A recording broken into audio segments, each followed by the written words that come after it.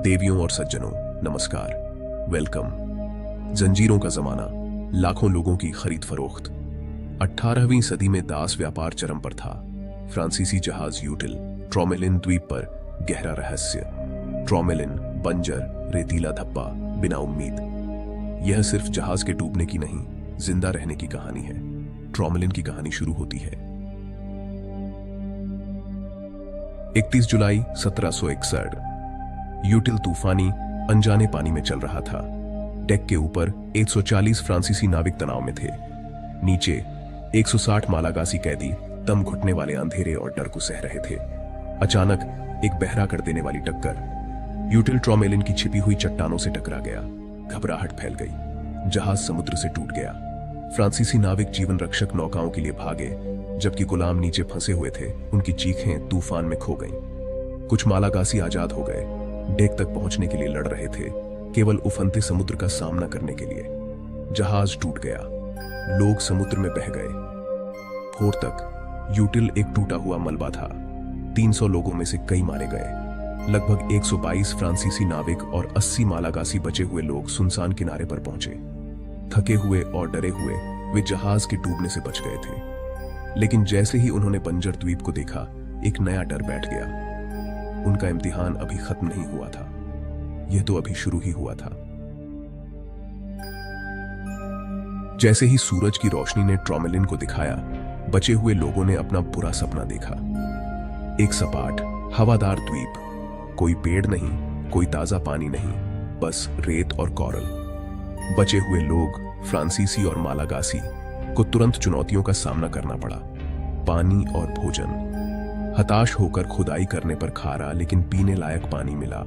एक छोटी सी जीत। उन्होंने कछुए और पक्षियों का शिकार किया, अंडे ढूंढे और जहाज के मलबे से सामान बचाया। तख्ते पाल, रस्सियां और औजार कच्चे आश्रय बन गए। बचने के लिए थका देने वाला काम और सहयोग की जरूरत थी। फिर भी संकट में भी पुरानी पदानुक्रम बनी रही। फ्रांसीसी नाविक अपने अधिकारियों के नेतृत्व में आपूर्ति को नियंत्रित करते थे। मालागासी, कभी कैदी, अब साथी जहाज से बचे हुए लोग थे, लेकिन बराबर नहीं थे। फ्रांसीसी ने कमान संभाली, भोजन और पानी का राशन तय किया।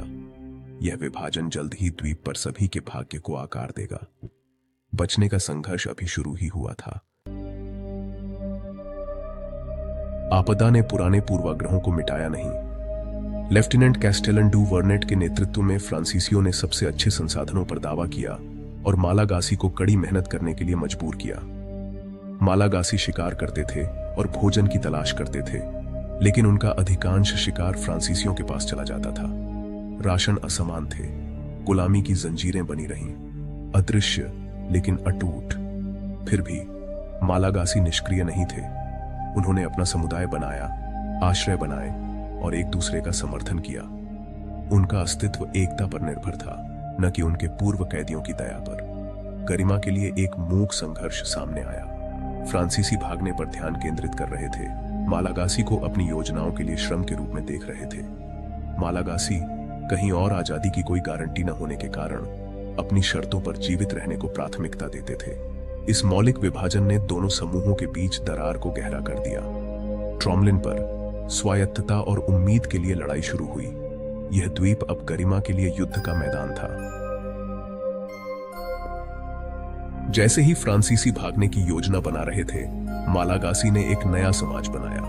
कोरल और जहाज के मलबे की लकड़ी का उपयोग करके उन्होंने एक मजबूत घर बनाया, लचीलेपन का प्रतीक। उन्होंने आग जलाए रखी, जो उनके समुदाय का दिल था। अपने कठोर वातावरण में महारत हासिल करते हुए उन्होंने ज्वार और वन्य जीवों की लय सीखी। उन्होंने जाल बुने, शिकार किया और आश्चर्यजनक रूप से बचाए गए धातु से एक भट्टी बनाई।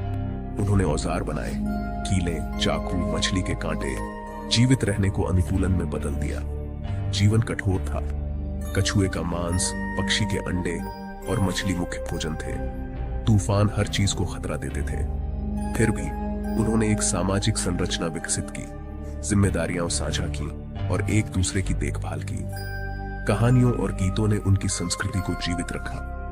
यह सिर्फ जीवित रहना नहीं था, यह अवज्ञा थी। मालागासी बचाव का इंतजार नहीं कर रहे थे, वे जी रहे थे। निर्माण कर रहे थे और उम्मीद कर रहे थे। उनके लचीलेपन ने निराशा को एक घर में बदल दिया। सब कुछ छीन लिए जाने पर भी उन्होंने व्यवस्था और अर्थ बनाया। जहाज से बचे हुए लोगों की सरलता विद्रोह का एक मूक कार्य था। ट्रॉमलिन पर उन्होंने इंसानी भावना की ताकत साबित की। ड्यू वर्नेट के नेतृत्व में फ्रांसीसी नाविकों ने यूटिल के मलबे से एक नाव बनाई। मालागासी को मदद करने के लिए मजबूर किया गया। बदले में बचाव का वादा किया गया। 2 महीने बाद अस्थायी प्रोविडेंस तैयार थी। फ्रांसीसी मालागासी को आपूर्ति और एक वादे के साथ छोड़कर चले गए। ड्यू वर्नेट ने मॉरिशस में एक बचाव मिशन के लिए विनती की, लेकिन गवर्नर ने इनकार कर दिया। अवैध दास व्यापार को छिपाना था, मालागासी को बचाना अपराध को उजागर करता। वादा टूट गया। जहाज से बचे हुए लोगों को छोड़ दिया गया। उनकी उम्मीद बुझ गई। ट्रॉमलिन पर मालागासी ने सच्चाई का सामना किया। कोई मदद नहीं आ रही थी। उन्हें अकेले जीवित रहने के लिए छोड़ दिया गया। धोखा पूरा हो गया था। उनका भाग्य अब उनके अपने हाथों में था। दुनिया ने उनसे मुंह मोड़ लिया था। दिन साल बन गए। जहाज से बचे हुए लोग क्षितिज को देखते रहे, एक जहाज का इंतजार करते रहे जो कभी नहीं आया। उम्मीद धूमिल हो गई। कई भूख, बीमारी या निराशा से मर गए। बचे हुए लोग अब एक छोटा घनिष्ठ समूह लगे रहे। उन्होंने शिकार करना सीखा, अपने आश्रय को बनाए रखा और अपनी आग को जीवित रखा। बच्चे पैदा हुए जो सिर्फ रेत, समुद्र और आकाश को जानते थे। एक नई पीढ़ी आजादी में पली बढ़ी, लेकिन अलगाव में भी। उनकी संस्कृति कहानियों और कौशल के माध्यम से जीवित रही। 15 साल बीत गए। 15 साल का इंतजार, जीवित रहना और उम्मीद करना। कभी कभी क्षितिज पर जहाज दिखाई देते थे, लेकिन कोई भी उन्हें बचाने नहीं आया। मनोवैज्ञानिक यातना बहुत अधिक थी, लेकिन उन्होंने इसे सहा। महिलाएं रीढ़ बन गईं, नेता देखभाल करने वाली और उम्मीद की रखवाली करने वाली। उन्होंने संसाधनों का प्रबंधन किया, बच्चों की देखभाल की और समुदाय को एक साथ रखा। उनकी लचीलापन असाधारण था। उन्होंने निराशा को जीतने नहीं दिया। ट्रॉमलिन की कहानी इंसानी सहन शक्ति का एक प्रमाण बन गई। 1776 में जहाज डूबने के 15 साल बाद कैप्टन ट्रॉमलिन ला डॉफिन पर पहुंचे। जहाज से बचे हुए लोगों ने एक संकेत की आग जलाई, एक बीकन जिसे सालों से तैयार रखा गया था।